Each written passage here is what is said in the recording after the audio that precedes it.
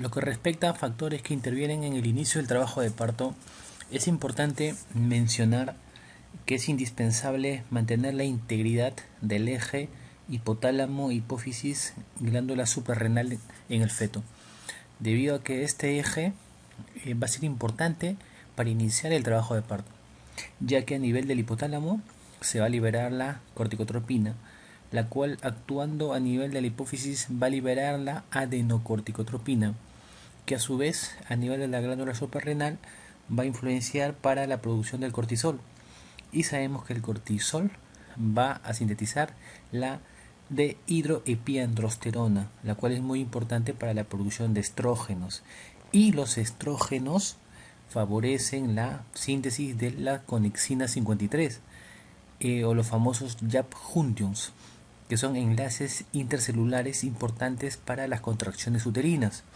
A su vez también el estrógeno va a favorecer la producción de las prostaglandinas F2 y la E2, F2 alfa y la prostaglandina E2, que son importantes también para aumentar las contracciones uterinas.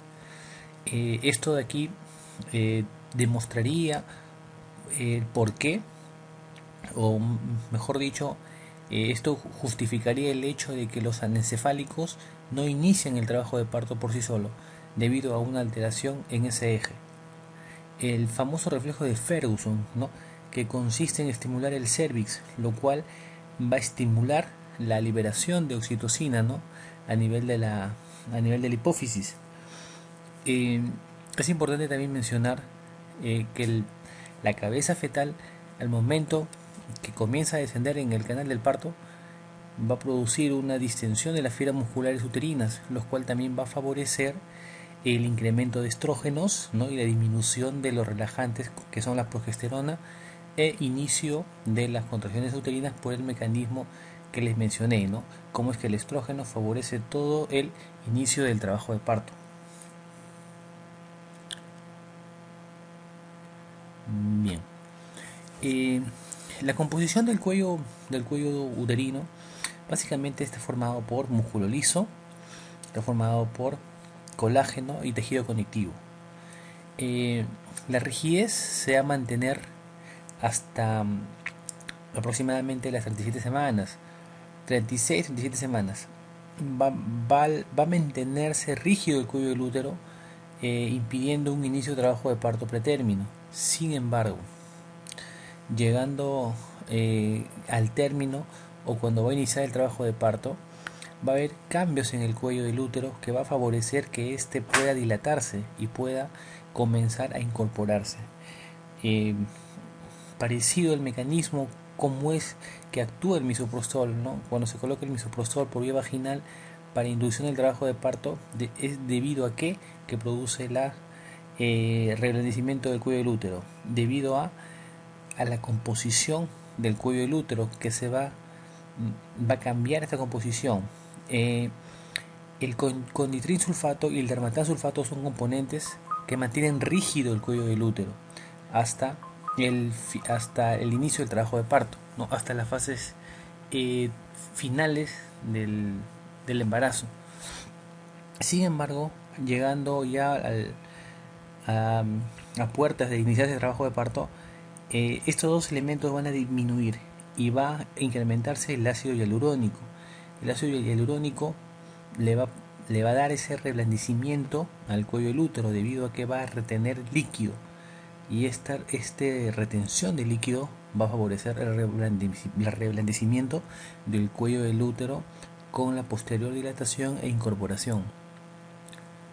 No olvidemos, ¿no?, que la prostaglandina F2 alfa, ¿no?, es una de las más importantes, que van a favorecer las contracciones del útero. Esta a su vez producido por el incremento del estrógeno, ¿no?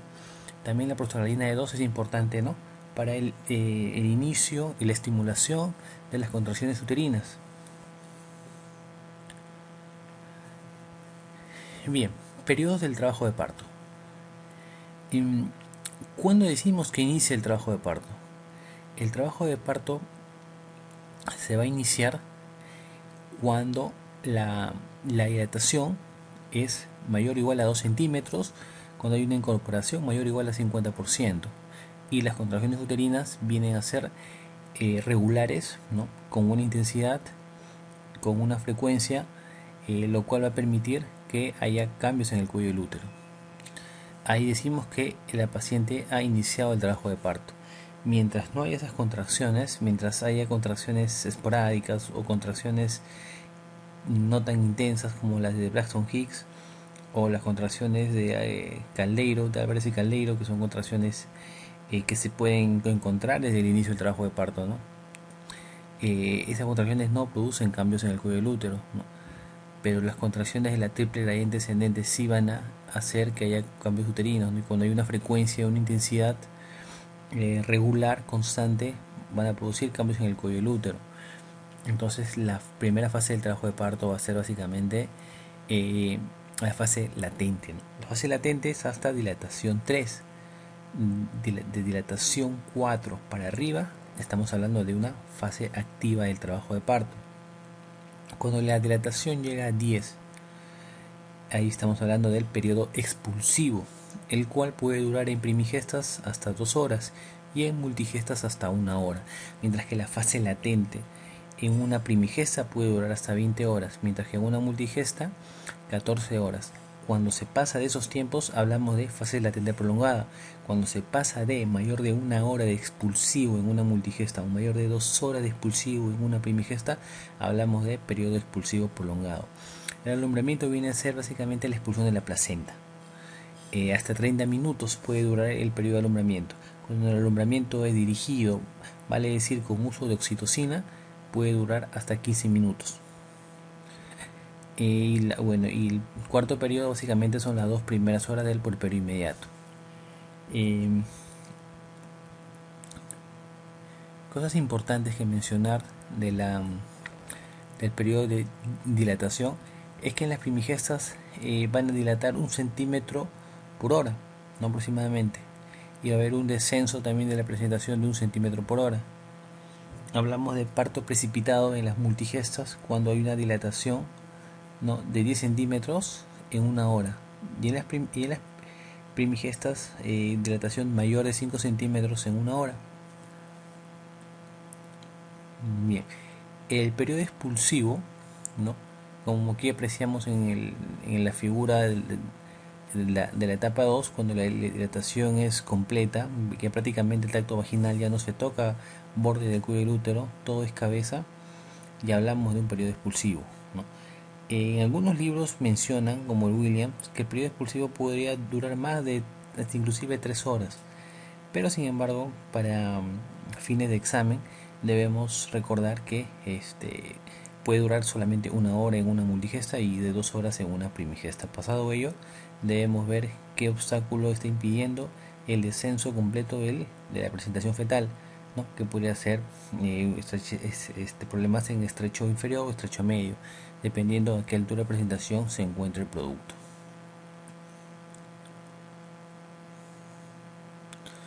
Las cosas que tenemos que tener en cuenta, ¿no?, en el primer periodo del trabajo de parto, ¿no?, el periodo de dilatación, básicamente es controlar los latidos cardíacos fetales, ¿no? Es importante estar a la expectativa ante cualquier cambio de los latidos cardíacos. Sabemos que el rango normal es entre 110 a 160 latidos por minuto. Algunos dicen 120 a 160, pero la mayoría de bibliografía nos menciona de 110 a 160. También es importante valorar las frecuencias, las constantes vitales maternas, ¿no?, cada 4 a 5 horas. Valorar las contracciones uterinas, ver su intensidad, la frecuencia, la duración. En darle aporte calórico a la madre. Muchas veces las madres vienen sin desayuno, sin almuerzo, y obviamente el trabajo de parto consume gran cantidad de energía, por lo cual el aporte calórico es necesario, ¿no? La posición materna, se dice que la deambulación, el estar en bipedestación, va a disminuir el tiempo de la fase latente del trabajo de parto, ¿no? Las vejigas muy distendidas también podrían dificultar de alguna manera el descenso del trabajo de parto, por lo cual colocarle una sondita para evacuar la vejiga sería importante para favorecer el descenso de la presentación fetal. Nuevamente, recordemos entonces los periodos del trabajo de parto. La fase de dilatación, ¿no? Desde el inicio del trabajo de parto hasta cuando la dilatación es completa, vale decir 10 centímetros. Básicamente la fase latente puede durar hasta 12 horas, mientras que la fase activa 8 horas. Y recordemos que de 4 centímetros para arriba hablamos de fase activa del trabajo de parto. El expulsivo, sabemos que es cuando la dilatación es completa y termina con la salida del producto, ¿no? En primíparas hasta 1 hora, en multíparas, en multíparas es puede durar hasta 1 hora y primíparas puede durar hasta 2 horas, ¿no? El alumbramiento sí es 30 minutos, ¿no? Que es la salida de la placenta, que puede durar hasta 30 minutos.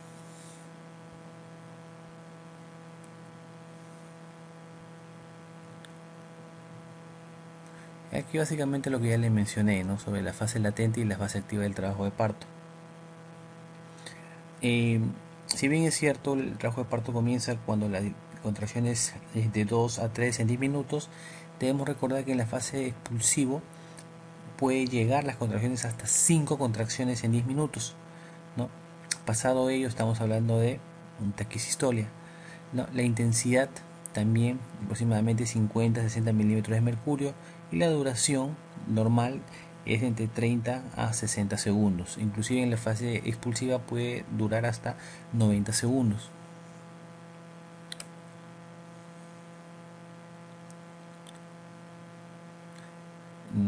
Tener en cuenta ese dato importante, ¿no? Que la fase activa va a comenzar cuando la dilatación del útero, del cuello uterino, llega a 4 centímetros, ¿no?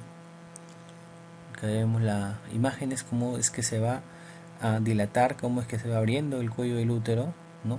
Para favorecer el descenso completo de la presentación fetal. Aquí básicamente algunas cosas básicas que debemos tener en cuenta, cómo es que se atiende el segundo periodo, ¿no? El periodo expulsivo del trabajo de parto, ¿no? Hay que saber indicar a la madre, a la parturienta, cómo es que tiene que respirar, cómo es que tiene que hacer los pujos, ¿no? Con el mentón pegado al tórax. Se le pide que inspire, retenga el aire y comience a pujar sin botar el aire. Y tiene que ser unos pujos intensos, duraderos y sincrónicos con la contracción uterina. Las maniobras como el Christeller están contraindicados, ¿no? Para completar la fase expulsiva del trabajo de parto, ¿no? No se hace y no debería hacerse el uso del Christeller. La frecuencia y acá algunas características de las contracciones uterinas, ¿no? Como la frecuencia, intensidad, tono e intervalo. La frecuencia básicamente, como le dije, ¿no? Era el número de contracciones producidas en 10 minutos. Lo normal es de 3 a 5 contracciones en 10 minutos. La intensidad de 30 a 50 milímetros de mercurio, ¿no?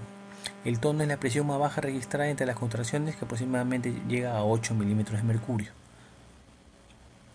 ¿no? 6 a 12, promedio 8 milímetros de mercurio el tono uterino, ¿no?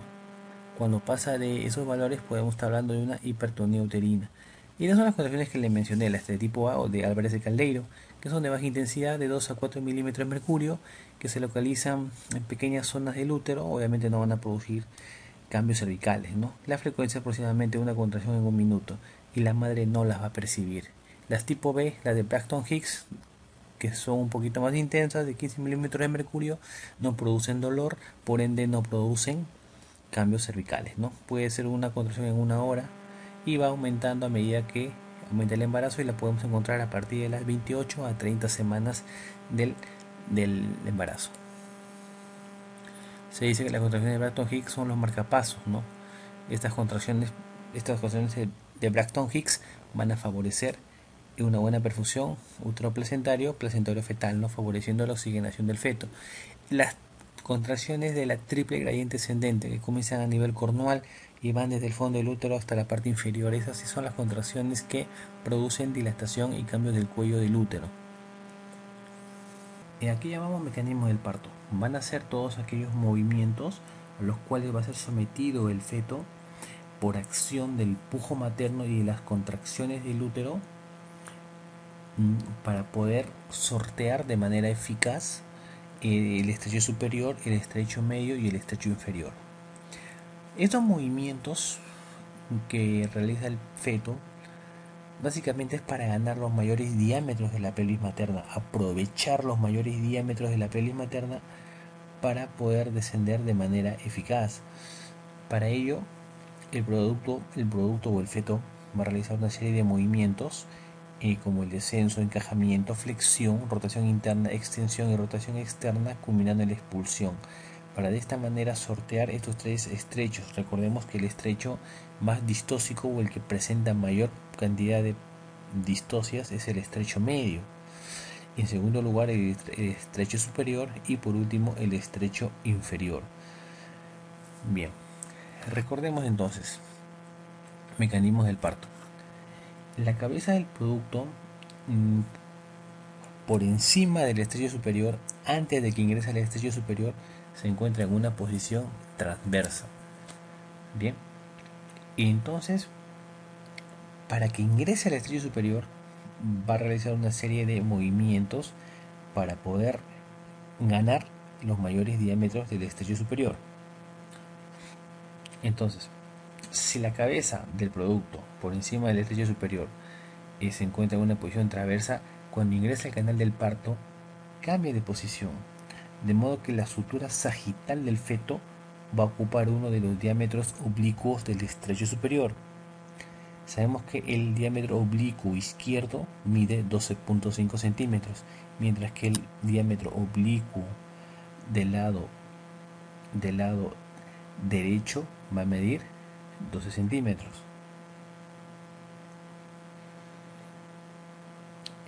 Entonces, ¿qué diámetro va a ocupar la sutura sagital del producto? La respuesta es evidente: el diámetro oblicuo izquierdo del estrecho superior. Y esto se debe, ¿no?, como les comentaba, que este diámetro tiene 0.5 milímetros más, tiene algunos milímetros más que el derecho. Bien, entonces recordemos que la variedad de posición más frecuente era el occipito ilíaca izquierda anterior, ¿no? Justamente por este motivo, que el diámetro oblicuo, ¿no?, el diámetro oblicuo del lado izquierdo mide 12.5 centímetros. Y la cabeza del feto, que está en transverso, va a girar de tal manera que va a presentar su sutura sagital, va a descender por el diámetro oblicuo izquierdo, por lo que al tacto vaginal vamos a concluir en una variedad de posición occipito ilíaca izquierda anterior. Bien, a medida que esto sucede, esta acomodación y descenso va a modificar la actitud de la cabeza del producto. Sobre el estrecho superior, la cabeza se va a hallar en una posición intermedia, no va a estar ni flexionada ni va a estar deflexionada, de modo que el diámetro que va a ofrecer al canal pélvico va a ser el diámetro occipito frontal, que sabemos es 12 centímetros, ¿verdad? Entonces, al momento que va a ir descendiendo por el estrecho superior la cabeza del producto, como apreciamos aquí, a medida que la cabeza del producto comienza a descender, va a encontrar algunos obstáculos, ¿no?, las partes blandas del canal del parto, de manera que estos obstáculos van a ejercer un efecto de palanca sobre la articulación, ¿no?, occipito-ateloidea. De esta manera van a provocar que la cabeza se flexione, ya no esté en una posición indiferente, sino se va a flexionar, de manera que va a cambiar el diámetro de presentación al canal del parto. Si en una posición indiferente presentaba su diámetro occipito frontal, que es 12 centímetros, no, al flexionarse, al pegar el mentón, ¿no?, al tórax, el feto va a bajar de vértex, presentando el diámetro suboccipito pregmático, que es 9.5 centímetros. Con esto lo que se va a conseguir es que la cabeza del feto acomode su menor diámetro a la cavidad pélvica.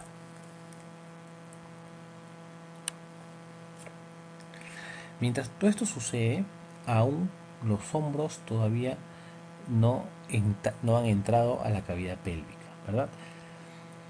Bien, ahora, eh, recordemos que el estrecho medio era el más distóxico, ¿no? Debido a su forma circular. Entonces la cabeza, mientras va descendiendo, no va a necesitar cambiar de posición, ¿no? De modo que va a descender siguiendo el mismo diámetro oblicuo que copió en el que ocupó en el estrecho superior. Aquí tenemos que recordar o hablar de lo que es el asinclitismo y lo que es el sinclitismo. Son dos conceptos que suelen preguntarse con mucha frecuencia en los exámenes y que debemos conocerlo de memoria, ¿no? El sinclitismo básicamente va a ser cuando la sutura sagital de la cabeza fetal va a equidistar de la sínfisis del pubis y del sacro. ¿Ok? Eso va a ser sinclitismo. Mientras que asinclitismo lo vamos a definir como cuando no hay una equidad, ¿no? Entre la distancia que hay entre la sutura sagital y la sínfisis del pubis, ¿no? En ese caso, el parietal anterior o el parietal posterior, uno de ellos va a prevalecer o va a predominar sobre el otro. A ver, me explico mejor. Al hacer un tacto vaginal, localizamos la sutura sagital. Si nosotros evidenciamos que equidista del sínfisis del pubis y del sacro, hablamos de un sinclitismo. Pero si es que la sutura sagital se encuentra más cercano al pubis, por ende la parietal que más va a predominar o que más se va a tocar va a ser la parietal posterior. Por lo tanto, estaríamos hablando de un asinclitismo posterior. A pesar de que la sutura sagital esté más pegado al pubis, por lo tanto uno pensaría que es anterior, pero no. Lo que va a indicar si el asinclitismo es anterior o posterior va a ser el parietal que más se palpe.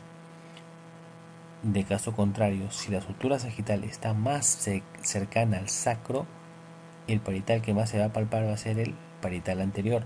Por lo tanto, hoy hablamos de un asinclitismo anterior. No olvidemos que mientras la cabeza va descendiendo, nunca va a ser, o la mayoría de veces no lo va a hacer de manera sinclítica, más bien lo va a hacer de manera asinclítica, tratando de ganar los mayores diámetros de la pelvis materna. Excepto en casos como los partos pretérminos en bebés en productos con cabeza pequeña, en esos casos sí se podría dar en un descenso sinclítico, ¿no? O sea, cuando equidiste la sutura sagital del producto tanto de la sínfisis del pubis como del sacro. Bien. Cuando hablamos de encajamiento, decimos cuando la parte más declive de la cabeza fetal, ¿no?, alcanza el nivel de las espinas ciáticas. Por ende, la cabeza, la diámetro biparital, atraviesa el estrecho superior. En ese caso hablamos de encajamiento.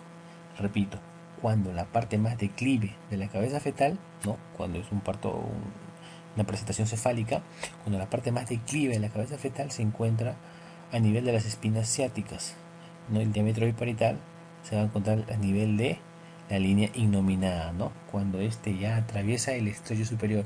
Ahí estamos hablando de encajamiento.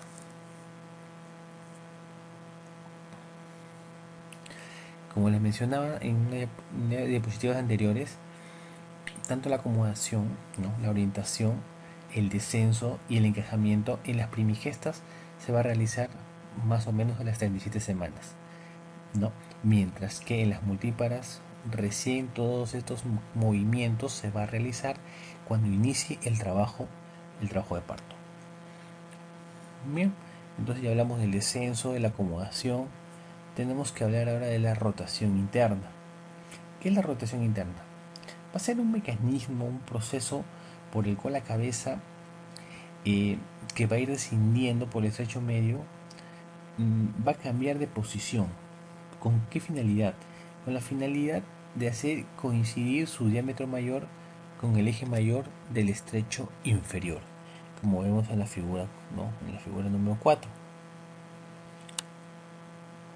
De esta manera la cabeza va a rotar unos 45 grados y la estructura sagital se coloca en dirección antero-posterior, ¿no? De manera que el occipital fetal se orienta hacia la sínfisis del pubis, ¿no? Como apreciamos ahí en el cuadro número 4, ¿no?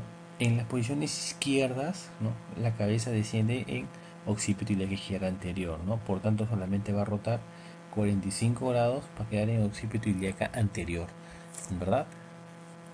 Y sin embargo, cuando las posiciones son posteriores, derechas posteriores, por ejemplo, la rotación va a ser mayor de 45 grados, ¿no? Teniendo que llegar a pasar 135 grados de rotación para poder atravesar el estrecho inferior.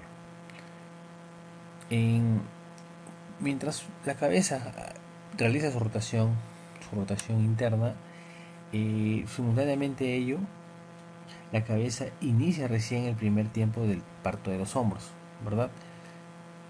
En la cual estos hombros se van a acomodar en el estrecho superior, ubicando el diámetro biacromial en el otro diámetro oblicuo que ocupó la cabeza del producto. Vale decir que si la cabeza se acomodó en el oblicuo izquierdo, los hombros lo van a hacer en el oblicuo derecho, ¿no? Recordemos que el oblicuo izquierdo 12.5 centímetros y el oblicuo derecho solamente 12 centímetros. Bien, ahora luego de la rotación interna viene lo que es la extensión, ¿no? Como vemos en la gráfica número 5. La extensión mediante el cual vamos a obtener que la cabeza del fetal va a modificar su actitud, ¿no? Que estaba en una actitud flexionado, lo va a cambiar para poder atravesar, para poder pasar el estrecho inferior y poder abandonar el canal del parto. Cuando va descendiendo la cabeza del producto por el estrecho medio, la cabeza, como veíamos en las anteriores imágenes, se encontraba flexionada, ¿no? Presentando un diámetro que mide 9 centímetros, pero para poder salir del canal del parto, va a tener que hacer este movimiento llamado también movimiento de cornada, ¿no? De manera que va a sortear el estrecho inferior para poder salir la cabeza. Luego de ello, una vez que se produce esta extensión, ¿qué es el siguiente paso que va a seguir? Bueno, después de la extensión viene lo que es la rotación externa, ¿no? La rotación externa, la cabeza va a cambiar de posición, ¿no? De manera espontánea y se va a colocar en posición transversa, como apreciamos en el gráfico número 7, ¿no? Con este cambio de posición vamos a obtener que la cara del feto se va a mirar hacia el muslo materno del lado opuesto. Vale decir, si el feto bajó en posición izquierda, al momento que sale la cabeza va a mirar el muslo derecho, mientras que si se ubicó en posición derecha, al momento de salir, el muslo que tiene que mirar es el muslo del lado izquierdo. Entonces, cuando se produce la rotación externa, los hombros van a descender realizando su rotación interna, ¿no? Hasta ese momento iban ocupando uno de los diámetros oblicuos, ¿verdad? Pero cuando se produce la rotación externa de la cabeza, los hombros van a hacer su rotación interna, para posteriormente, después de este movimiento de rotación externa, producirse la expulsión del producto, ¿no? Como apreciamos en el gráfico 6 y 8. Primero liberamos hombro anterior y luego liberamos el hombro posterior de manera correcta, agarrando las parietales del producto para tratar de impedir algún tipo de lesión del plexo braquial, ¿no? Alguna parálisis de Klumpke o una parálisis de Erdőche.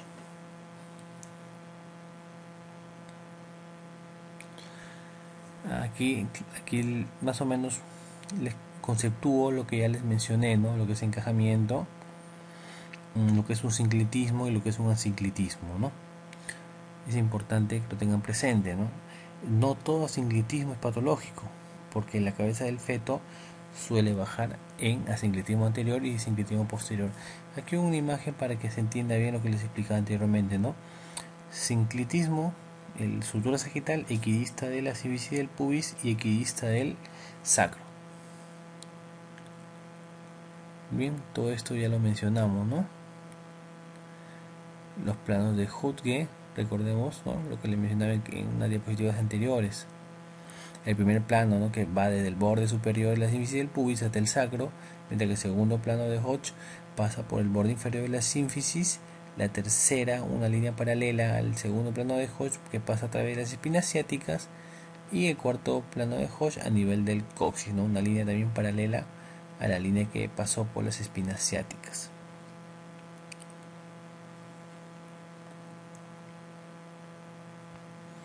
Miren cómo se presentó el producto al estrecho superior, y al momento de ir descendiendo, al encontrar estos obstáculos de las partes blandas del cervix, del cuello del útero, también va a flexionarse, cambiando el polo o el diámetro de presentación al canal del parto.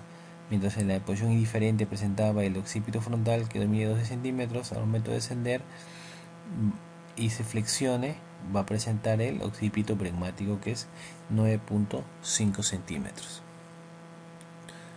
Esto ya es lo que les mencioné, ¿no? Los movimientos importantes, más importantes que se producen en el mecanismo del parto. Bien. Aquí hablamos un poco de lo que es la episiotomía. La episiotomía que más se utiliza es la mediolateral, ¿no? Más que la mediana, debido a que la mediolateral tiene menor incidencia de desgarros del esfínter anal interno, ¿no? o inclusive llegar a la mucosa del recto. Por eso es que se prefiere la episiotomía mediolateral, a pesar de que es la menos estética, es la que más sangra, la que más difícilmente se cicatriza, es la que más se usa por su menor incidencia de desgarro de esfínter anal. En periodo expulsivo justamente hay que valorar el periné, hay que valorar la elasticidad del periné para ver si va a requerir una episiotomía. Y recordemos que la episiotomía va a predisponer a la larga a los prolapsos genitales. Nuevamente aquí, ¿qué es el caput subcutáneo? ¿No? Es la acumulación de líquido debajo del cuero cabelludo, que se va a evidenciar en el momento del expulsivo, mientras que ese cefalohematoma aparece horas después de haber nacido el producto, ¿no? Y obviamente es una acumulación de sangre, ¿no? Debajo de la parte ósea de la cabeza fetal, mientras que el caput subcutáneo es formación de líquido, ¿no? Acumulación de líquido. ¿Qué causas pueden producir el caput subcutáneo? Uno, un DCP, ¿no? Pujos maternos para tratar de que la cabeza del producto salga, pero sin embargo, debido a una pelvis estrecha o una cabeza grande del feto, no se va a producir la expulsión de la cabeza, pero sí formación de caput, que puede ser un signo indirecto de una desproporción cefalopélvica. O también en los RPMs prolongados, también en trabajo de parto, también podemos evidenciar también caput sucedáneo. Cuando hablamos de distosia funicular, distosia funicular lo mencionamos cuando evidenciamos que el cordón está impidiendo el descenso de la cabeza fetal.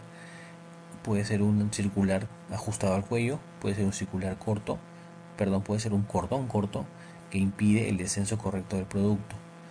Debemos mencionar que si en una ecografía se llega a visualizar el cordón en el cuello del feto, no necesariamente va a ser una distosia funicular, porque puede ser que el cordón sea lo suficientemente largo para facilitar o poder permitir la salida del producto.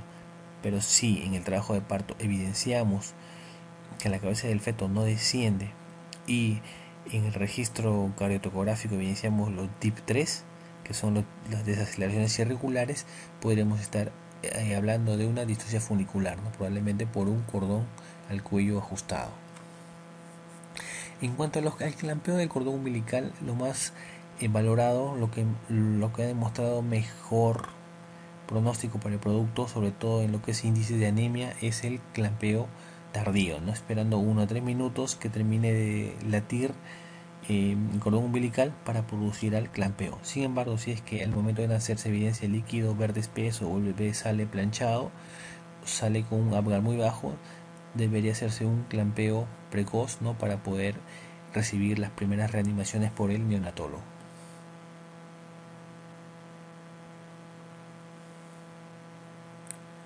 Ven, acá le pongo un cuadrito para que lo analicen, ¿no?, lo que es la hemoglobina, ¿no?, la deficiencia de hierro, ¿no?, la primera causa de anemia nutricional hipocrómica en los menores de un año, ¿no? Bueno, cuadrito para que lo analicen. Los estudios valoran que el clampeo tardío es mucho mejor que el clampeo precoz, ¿no? El retardo del clampeo, prolongándolo hasta unos 3 minutos, va a proveer una 40 cc de sangre por kilo de peso adicional, por lo tanto menor índice de anemia, ¿no? Está demostrado en múltiples estudios, por lo cual se debería incentivar el clampeo tardío. Sin embargo, en muchos establecimientos de salud se hace el clampeo precoz, ¿no? Se hace el clampeo precoz ignorando los beneficios que tiene el mantener todavía el cordón umbilical, la comunicación entre la madre y el feto, ¿no?, sobre todo para lo que es el índice de la hemoglobina fetal, de la hemoglobina del producto. Aquí les traigo un esquemitas cómo es que se realiza el clampeo tardío, ¿no? El tercer periodo del parto, que es el alumbramiento, es una parte importantísima del trabajo de parto. No crean que al momento que sale el producto se termina el parto, ¿no?, la atención del parto. Debemos recordar que la mayor causa de mortalidad materna es la hemorragia posparto, sobre todo por atonía uterina o por retención de placenta. Por lo tanto, debemos poner énfasis a esta etapa del periodo de parto, debido a que aquí puede presentarse mayor morbilidad o mortalidad materna. Una vez que se sale el producto, se inyecta una ampolla de oxitocina, ¿no?, intramuscular, para que esto favorezca las contracciones y la expulsión de la placenta. Aquí hablamos de un alumbramiento dirigido, ¿no? Recordemos que hasta 30 minutos puede durar el periodo de alumbramiento. Pasado eso hablamos de una retención de placenta y probablemente proceder a una extracción manual de placenta, siempre y cuando no haya un acredentismo placentario, ¿no?, severo, que impida que se pueda retirar la placenta manualmente. Se ha demostrado también en múltiples estudios que al retirar la placenta, ¿no?, dentro de los primeros 8 minutos, disminuye la cantidad de sangre que pierde la puérpera, ¿no? Mientras más demora en sacar la placenta, más va a sangrar, empeora, ¿no?, la morbilidad materna. ¿Cuándo nosotros vamos a estar seguros de que la placenta ya se desprendió totalmente y podemos proceder a sacarla? Bien, la maniobra de Brad Andrews, ¿no?, que consiste en un alumbramiento dirigido, ¿no? Se comienza a traccionar la placenta, ¿no?, con la mano derecha, y con la mano izquierda sujetamos por encima del pubis para evitar una inversión uterina, y con la mano derecha vamos traccionando, ¿no?, de una manera constante para facilitar la extracción de la placenta. Para ello tenemos unos signos que nos van a poder indicar que la placenta se ha desprendido o no, ¿no?, como es el signo de Kussner, el cual consiste que al desplazar el útero hacia arriba con la mano derecha, el cordón va a ascender junto con el útero. Ahí nosotros vamos a evidenciar de que no hay desprendimiento de placenta. Ese es el signo de Kussner. El signo de Ashfeld, se coloca la pinza en el cordón, y si se evidencia una caída de la pinza, podríamos estar hablando de un desprendimiento de la placenta. Ese es el famoso signo de Ashfeld. Aquí es importante recordar lo que les dije, ¿no? Evidenciar o verificar, comprobar que se retiró la placenta y las membranas ovulares, debido a que esto puede producir hemorragia posparto, ¿no? Hemorragia posparto. Otra segunda causa de hemorragia postparto después de la atonía uterina son las laceraciones del canal vaginal o del cuello uterino, ¿no? Que es importante también revisar, ¿no? Al momento después de haber salido el producto, porque muchas veces todos piensan que solamente puede sangrar por atonía, mientras que una cantidad apreciable de veces el sangrado puede ser por un desgarro, no una laceración vaginal. Aquí lo que le mencionaba de la episiotomía, ¿no? La medio lateral es la más indicada. ¿En qué casos vamos a nosotros recomendar hacer la episiotomía? Solamente si el desgarro eh, es inminente, ¿no? Es más fácil suturar una episiotomía que suturar un desgarro. En caso de sufrimiento fetal también está indicado la episiotomía. En casi todos los partos instrumentados con forceps o ventosas también está indicado la episiotomía. En las distocias de hombros está indicado la episiotomía para las maniobras, para liberar en los hombros anteriores. En los fetos también prematuros, debido a la debilidad, la posibilidad de que la cabeza del feto produzca algún tipo de lesión, se hace una episiotomía amplia para que haya menor obstáculo al momento de la salida de la cabeza de este producto prematuro. Aquí lo que le mencionaba, ¿no? Los beneficios de la medio lateral. La medial, si bien es cierto, es más fácil de reparar, cicatriza mejor, es menor dolor, mejores resultados anatómicos, menor pérdida de sangre y menor índice de dispareunia, pero sin embargo se extiende más rápidamente, pudiendo llegar al esfínter anal, mientras que la medio lateral es más difícil de reparar, cicatriza más feo, duele más, mayor pérdida de sangre, mayor dispareunia. Sin embargo, se extiende menos que la medial, provocando menor índice de desgarros, ¿no? En la mucosa rectal o en el esfínter anal. Bien, hay que tener en cuenta algunas cosas importantes, ¿no? Que es lo que más se pregunta. Fase latente prolongada del trabajo de parto. En primigestas hablamos cuando pasa mayor de 20 horas y en multigestas hablamos de fase latente prolongada pasado las 14 horas, ¿no? Las primigestas dilatan aproximadamente 1 centímetro por hora, ¿no? Es algo que tienen que tener claro, ¿no? Mientras que las multigestas pueden dilatar hasta 2 centímetros por hora. Bien, perfecto.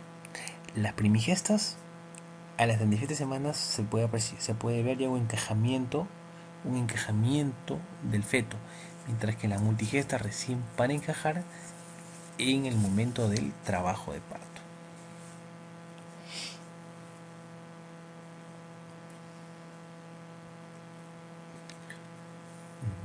Cosas importantes que tenemos que conocer, ¿no?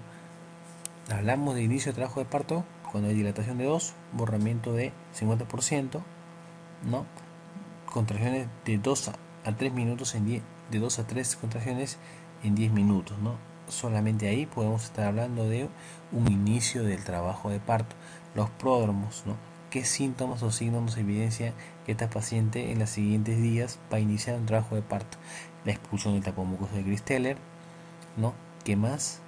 Otras cosas que podemos evidenciar: la mejora de la dificultad respiratoria, que es debido al útero, ¿no? Mientras más crece el útero, mayor higiene del diafragma, poquito mayor dificultad respiratoria al decúbito. Esto va a mejorar a medida que va a descender el producto, menor compresión del diafragma, mejoramiento de la respiración. Es un síntoma también que se puede presentar, que nos puede indicar que la cabeza ya está encajando en el canal de parto. Entonces son cosas importantes que tenemos que tener en cuenta, ¿no? Porque se suele preguntar con mucha frecuencia estas cosas que pueden parecer simples, pero que muchas veces nos equivocamos, ¿no? Bueno, vamos a repetir entonces. Las primigestas dilatan aproximadamente, si queremos ser más finos al definir, como lo diría el Williams, ¿no? El libro de Williams, las primigestas dilatan 1.2 centímetros por hora, mientras que las multíparas dilatan 2 centímetros. ¿Y cómo es el descenso de la cabeza? Las primigestas descienden 1 centímetro por hora, mientras que las multíparas pueden descender hasta 2 centímetros por hora, ¿verdad? El periodo de dilatación aproximadamente en las primigestas 12 horas promedio, mientras que la multípara de 6 a 8 horas dura el periodo de dilatación.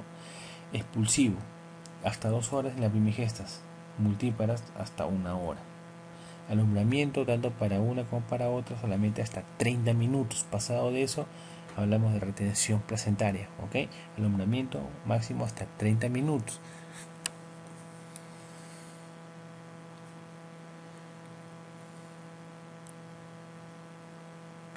Aquí tenemos nuestro famoso índice de Bishop, ¿no? Índice de Bishop, una memotecnia puede ser PICAT, ¿no? PICAT, la última letra es D, PICAT, P de posición, I de incorporado, C de consistencia, A de altura de presentación y D de dilatación. Entonces, cuando tenemos un índice de Bishop mayor a 5, nos indican que la acentuación del trabajo de parto va a ser exitoso, mientras que cuando es menos de 5 es un parámetro que nos indica que va a haber un fracaso, un posible fracaso para la acentuación del trabajo de parto. Por ejemplo, hacemos un tacto vaginal, encontramos un cuello en una posición posterior, ahí corresponde a 0, tiene una incorporación de 30%, corresponde 0, tiene una consistencia intermedia, corresponde 1, así tenemos 1, una altura de presentación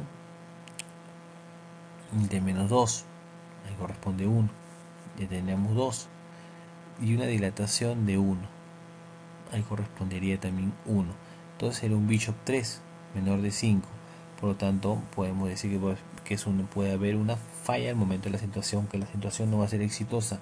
Por lo tanto, aquí estaría indicado, cuando es Bishop menor de 5, la inducción del trabajo de parto con misoprostol, ¿no? Aquí pues se puede utilizar el misoprostol para favorecer el trabajo de parto. Y aquí lo que les mencionaba, ¿no? Acentuable, Bishop mayor de 4, o sea de 5 para arriba, es un buen Bishop. Podemos comenzar a acentuar con oxitocina, ¿no? En un frasco de cloruro de sodio colocamos una ampolla de 10 unidades de oxitocina y comenzamos con un goteo de 4 mu, que equivale a 8 gotas, ¿no?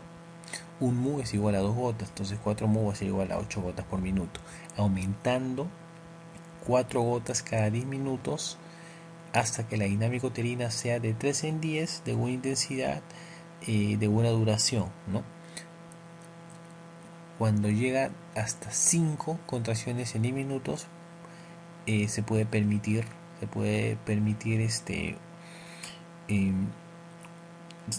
detener el goteo. Por ejemplo, si a 32 gotas se consiguió esa contracción, ya no se aumenta más, se deja ahí, porque si se pasa de 5 contracciones en 10 minutos, podríamos estar hablando de una taquicistolia, ¿no? Que podría ya alterar la perfusión uteroplacentaria con detrimento del bienestar fetal. Bien, hay unos gráficos importantes para que lo analicen, ¿no? Lo que antes habíamos visto, ¿no? El trabajo de parto, el mecanismo del trabajo de parto. Vemos ahí como la cabeza comienza a coronar, comienza a hacer su rotación externa, ¿no? Para luego producirse la expulsión, ¿no? La expulsión de la cabeza fetal y luego de los hombros y del resto del cuerpo. Bien. Aquí lo que les había mencionado, ¿no? Lo que les había mencionado. Acá, algo importante, los desgarros. Hablemos de los desgarros. Tenemos los desgarros de primer grado, ¿no? ¿Cuáles son los desgarros de primer grado? Cuando solamente se afecta la piel. Y cuando el momento de quitarse el producto, solamente va a haber desgarro a nivel de piel, no va a comprometer músculo. Entonces ahí nosotros hablamos de un desgarro de primer grado, ¿verdad? Sería un desgarro simple, sin mayor problema para repararlo. Cuando hablamos de un desgarro de segundo grado, cuando aparte de comprometer la piel va a haber un compromiso muscular, ¿no? Un compromiso muscular. ahí nosotros vamos a hablar de un desgarro de segundo grado. El desgarro de tercer grado, en este caso ya va a haber un compromiso mayor. No solamente se va a afectar el músculo y la piel, sino también va a haber un compromiso del esfínter anal externo. Ahora, el desgarro de tercer grado se va a subdividir en 3A, 3B y 3C. 3A cuando la lesión del esfínter externo es menor al 50%, 3B cuando la lesión del esfínter externo es mayor al 50%, 3C cuando la lesión del esfínter externo e interno no es total, y cuarto grado cuando se afecta el esfínter anal y la mucosa rectal, ¿no? Ahora, hay varias técnicas para solucionar estos tipos de desgarros, sobre todo los desgarros de tercer grado y cuarto grado, ¿no? Utilizamos Vicryl 2.0, ¿no? Y procedemos a las diferentes técnicas que hay para reparar el esfínter anal externo, ¿no? La overlap, la end-to-end, técnicas que utilizamos los ginecobstetras para reparar este tipo de desgarros. Recordemos que el encajamiento con la parte más declive de la cabeza se encuentra a nivel de la espina ciática, ¿no? ¿Qué conseguimos nosotros cuando hacemos una ruptura artificial de las bolsas ovulares o una ruptura artificial de las membranas? Cuando tenemos una dilatación 5 y vemos que no progresa, no dilata más, pasa 2-3 horas y no hay dilatación, podemos proceder a una amniotomía, ¿no? Con esto vamos a producir liberación de prostaglandinas que van a ayudar a mejorar las contracciones uterinas. Vamos a poder evidenciar la calidad del líquido, ¿no? Si es un líquido claro, nos puede dar tranquilidad para seguir dándole un trabajo de parto vaginal, pero si evidenciamos un líquido verde espeso como por de arvejas, podremos estar ante un sufrimiento fetal agudo que ameritaría otra actitud terapéutica. Bien, las distocias de hombros. La distocia de hombros sabemos que es cuando el hombro anterior se enclava en la cervicis del pubis. Puede ser por macrosomía fetal, puede ser por un descenso brusco, como por ejemplo cuando utilizamos el Christeller. Sea cual sea el motivo, lo que va a producir es un enclavamiento del hombro anterior en la cervicis del pubis. Para eso tenemos la maniobra de McRoberts, la maniobra de Massanti, ¿no? Que son maniobras de primera instancia que utilizamos para tratar de resolver este tipo de distocias. La maniobra de McRoberts, que consiste en una hiperflexión de los muslos sobre el abdomen y una abducción de las caderas para tratar de liberar la cervicis, el hombro anterior, ¿no? De la cervicis del pubis, para poder solucionar esta distocia de hombros, ¿no? El embarazo múltiple, no olvidar, parto vaginal siempre y cuando el primer feto esté encefálico, ¿no? Solo así se puede dar un parto vaginal, y la variedad más frecuente de presentación es cefálico-cefálico. Parto podálico. El parto podálico, hay unos parámetros que nos pueden indicar que podemos dar un parto vaginal, pero actualmente está validado que todo parto podálico tiene que terminar en cesárea, ¿no? Solamente cuando el parto podálico viene expulsivo se podría darle un parto vaginal, ¿no? Con las maniobras de Mauriciau, la maniobra de Branch, ¿no? Todas las maniobras que los ginecólogos utilizamos para poder solucionar un trabajo de parto en podálico.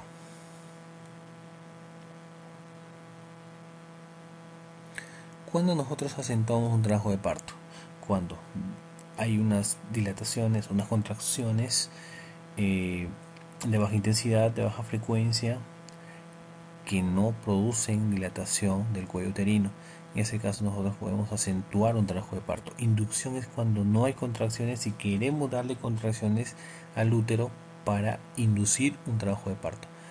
Es diferente entonces inducción que acentuación. Inducción casi siempre lo hacemos con misoprostol, mientras que acentuación con oxitocina, ¿no?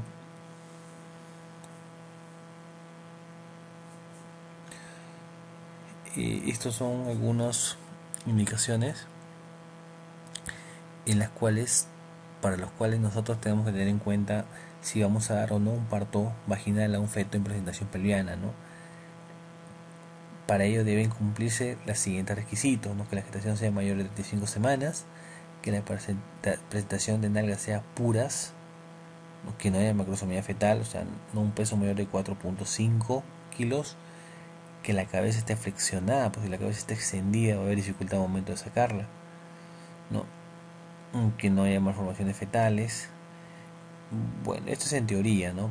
Porque en la práctica se prefiere un parto por cesárea, ¿no? Parto por cesárea antes que un parto vaginal, porque se ha visto que en los estudios seguimientos que se han hecho a los bebés que han nacido un poálico o parto vaginal, ha habido mayor morbilidad que en aquellos que han sido sometidos a la cesárea, ¿no?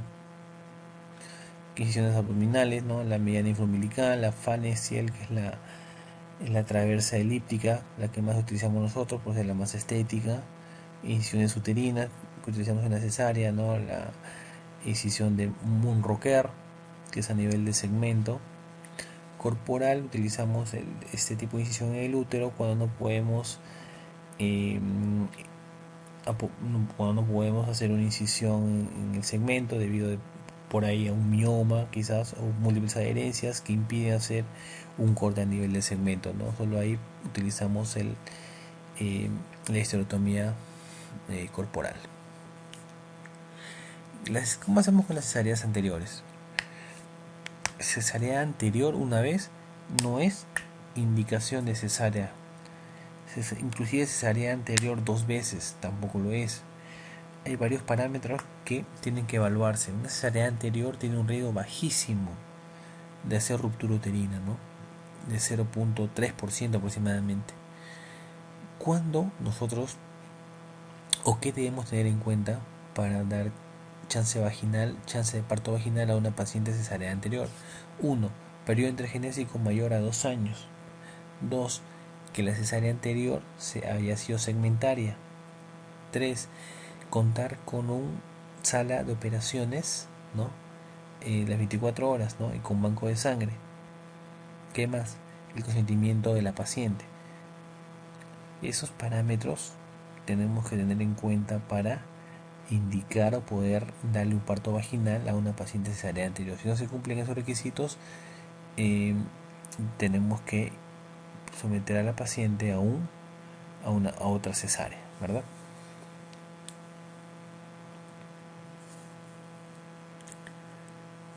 Bien, comenzamos respondiendo las preguntas, ¿no? Aquí es donde más aprendemos.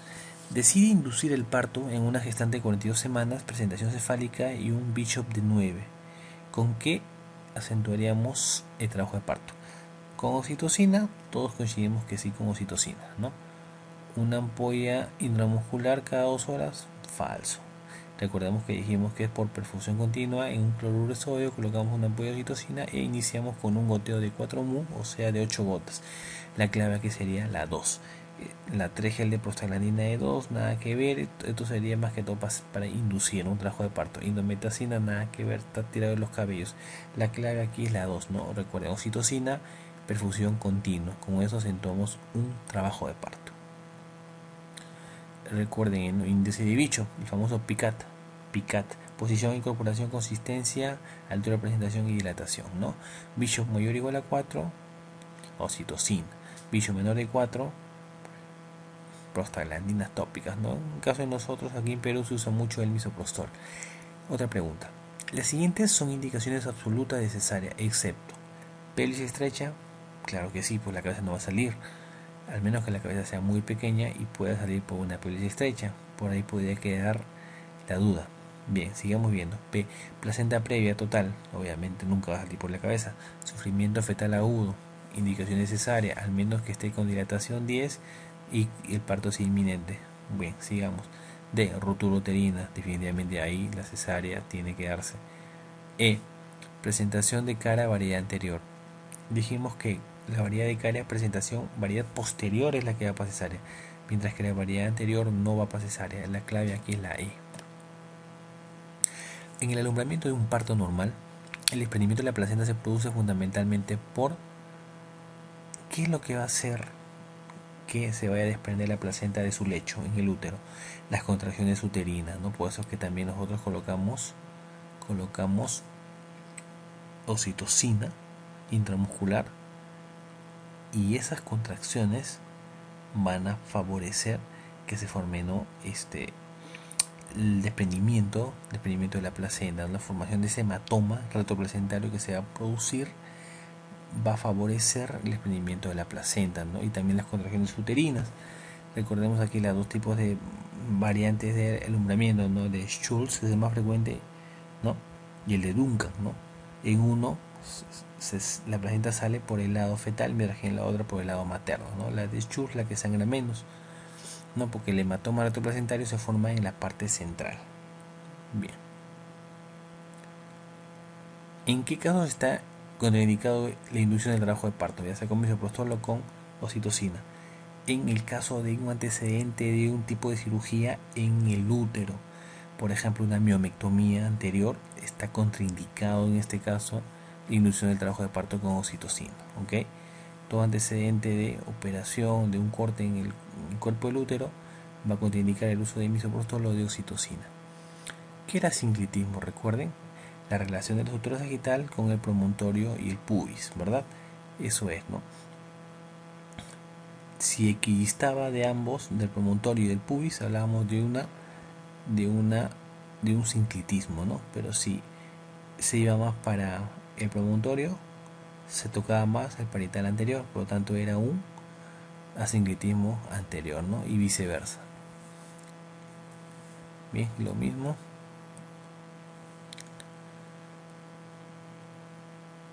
¿Cuál de los siguientes es indispensable antes del parto? Rasurar perine, eso sería caso de cesárea. Enema evacuante, no necesariamente. Episiotomía, no siempre, ya que si el perine se distiende no sería necesario. Analgesia, no siempre.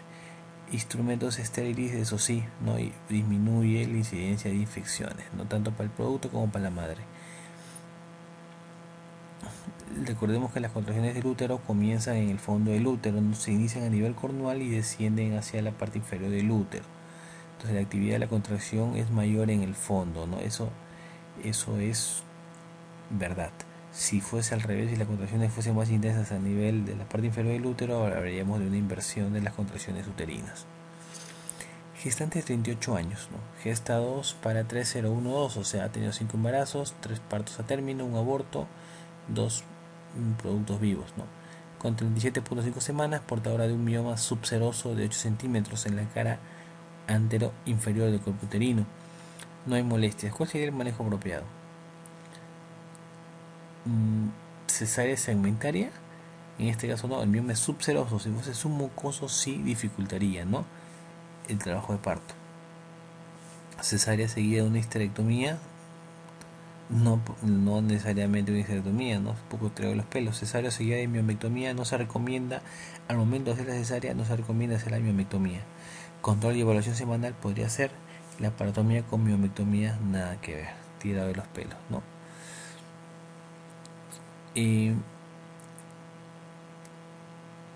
Recuerden que el mioma no necesariamente va a impedir el descenso del producto, no. Aquí lo más ideal sería el control y evaluación semanal. Recuerden que la cesárea no está indicado en el mismo acto de la cesárea realizar la miomectomía.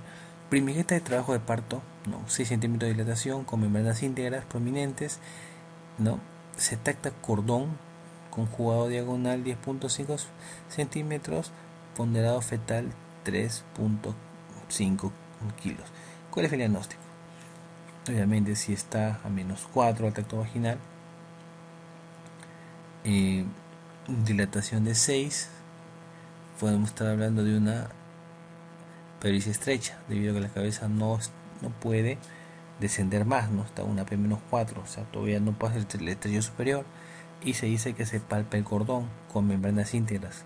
Cuando se palpa el cordón con membranas íntegras, cuando el cordón está por debajo de la presentación fetal, con membranas íntegras es un procúbito. Si las membranas estuvieran rotas, sería un prolapso de cordón, ¿no? Aquí la clave de la respuesta número 4. ¿Cuál es la aseveración relacionada con el trabajo de parto precipitado es la correcta? Dijimos precipitado, primigestas dilatan mayores de 5 centímetros, ¿no?, en una hora, mientras que multíparas la dilatación es mayor de 10 centímetros en una hora. No es el trabajo de parto precipitado. En la presentación pelviana que persiste, puede anticiparse un aumento de la frecuencia de morbilidad para el feto, claro que sí, bajo de peso necesario debido a los partos pretérmino, sí, prolapso de cordón, los partos traversos, los fetos traversos o podálicos, hay mayor índice de prolapso de cordón, placenta previa muy relacionado a los podálicos, fetos únicos no tiene nada que ver con parto podálico. ¿Cuándo decimos que la cabeza está encajada? Dijimos, cuando la parte más declive se encuentra a nivel de las espinas ciáticas, ¿verdad? Cuando el diámetro parietal pasa del estrecho superior. Distosia significa trabajo de parto difícil. Nunca se olviden eso. Distosia es igual a trabajo de parto difícil. Paciente de 22 años, según digesta, que acude a urgencias por dinámica de parto en la semana 32 de gestación. En la exploración se observa ruptura prematura de membranas, 32 semanas con RPM, dilatación de 5. La ecografía nos muestra una presentación de nalgas puras y actitud flexionada de la cabeza. ¿Cuál será la actitud correcta? Podría ser parto vaginal, ¿no? Debido a que la cabeza está flexionada, 32 semanas. Acá hay las preguntas, en los casos clínicos siempre es bueno analizar parte por parte, porque por alguno de los datos que te dan te pueden hacer equivocar. Según digesta, no nos dicen si el primero fue parto vaginal, no, o fue cesárea. Pero bien, lo dice según digesta de 22 años, 32 semanas, ruptura prematura de membranas, dilatación de 5. La ecografía muestra una presentación de nalgas puras y actitud flexionada. Aquí cumple dos criterios para parto vaginal, ¿no? Entonces aquí en este caso, si ese antecedente de ser según digesta, o sea, si su primer parto fue vaginal, sí podríamos indicar un parto por vía vaginal. Sin embargo, las nuevas guías le recomiendan que todo parto sea por cesárea, no parto podálico por cesárea. Si hay tiempo, si no está en expulsivo aún, se podría culminar por cesárea. Pero aquí te ponen algunos parámetros que están en el esquema, en el índice de Satushini, ¿no? Que te menciona algunos parámetros que debe cumplir una gestante para darle a su presentación podálica un parto vaginal, ¿no? Y esta paciente cumple, ¿no? Nalgas puras, actitud flexionada de la cabeza, ¿no? Y según digesta, ¿no? Por lo tanto, aquí se podría intentar un parto vaginal, pero recuerden que en la práctica lo indicado es la cesárea, ¿no? Es la cesárea. Las guías actuales ya no permiten un parto vaginal, por más que cumpla criterios, los criterios de un parto vaginal, ¿no? Como la cabeza flexionada, todo lo que menciona aquí. Sin embargo, si hay tiempo para llevarlo de sala de partos a sala de operaciones, se debe hacer, ¿no? Y aquí hay dilatación 5, por lo tanto hay tiempo para llevar a la paciente a sala de operaciones y someterla a una cesárea.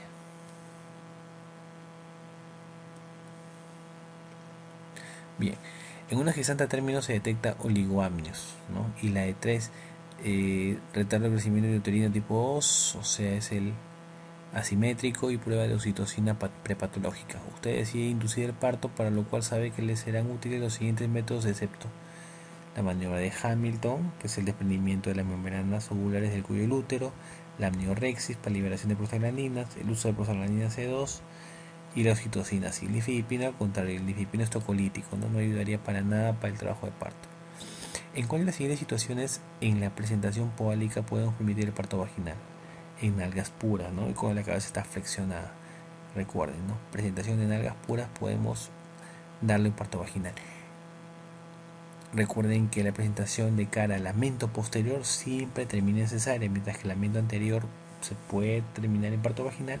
La presentación de cara al lamento posterior termina en cesárea.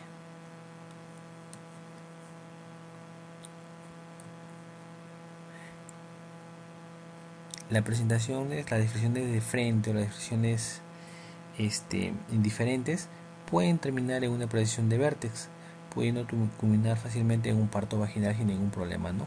Pero el lamento posterior siempre va a terminar casi siempre va a terminar en cesárea. ¿En cuál de los siguientes casos está indicado el parto vía vaginal? Presentación de cara, variedad, mento anterior. La 2, ¿no? Lamento posterior cesárea. Presentación de frente puede terminar en parto vaginal, claro que sí, puede terminar en vértex. el feto de situación transversa, cesárea sí o sí, ¿no? Tercera gestación siendo los 2 partos previos mediante cesárea. Bueno, cuando hay más de 2 partos, aumenta el riesgo de ruptura uterina, ¿no? Pero aquí la pregunta es bien clara. ¿En cuál de los siguientes casos está indicado el parto por vía vaginal? Es en el mento anterior, presentación de cara mento anterior, ¿no? Es una pregunta un poquito ambigua porque la presentación de frente también podría terminar en parto vaginal, inclusive la cesárea 2 veces, también si cumple algunos los criterios, podría terminar en un parto vaginal. Bueno, gestante de 25 años con trabajo de parto con dilatación de cuello cervical de 5, altura de 34, feto en presentación podálica y pelvis ginecoide. La actitud más indicada es cesárea, ya lo dijimos, ¿no? Dilatación de 5, hay tiempo para llevarlas a las operaciones. La actitud correcta es la cesárea de urgencia. Pelvis estrecha, un bebito de 4 kilos 300. ¿Cuál es la actitud más adecuada? Cesárea de urgencia. DCP, ¿no? Una desproporción cefalopélvica. Gestante de 27 años y 33 semanas. Por ecografía de primer trimestre. Acude por pérdida de líquido hace 3 días, ¿no? Al examen físico presenta 90 latidos cardíacos, frecuencia respiratoria 20, 39 grados centígrados de temperatura, PA 100/60, latidos cardíacos 146.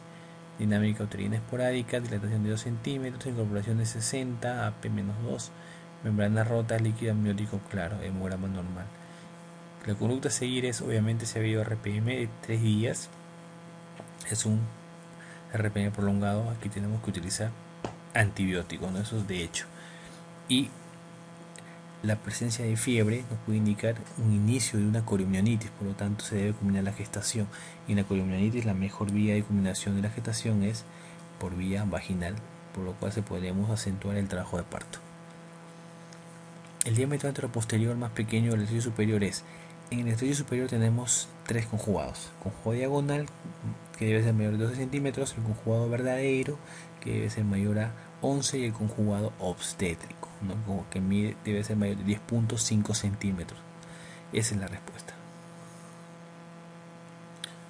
Aquí lo mismo, ¿no? La estructura sagital, equidista del promontorio y la sínfisis del pubis, hablamos de un sinclitismo.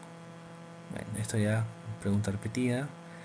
El parto precipitado con dilatación dilata más de 5 centímetros en una hora, ¿no? En las nulíparas, y más de 10 centímetros en una hora en las multíparas. Bien, espero que les sirva. Hemos tocado bastantes puntos del trabajo de parto, ¿no? Recuerden que esto es un tema muy amplio, pero hemos tocado los puntos principales importantes para resolver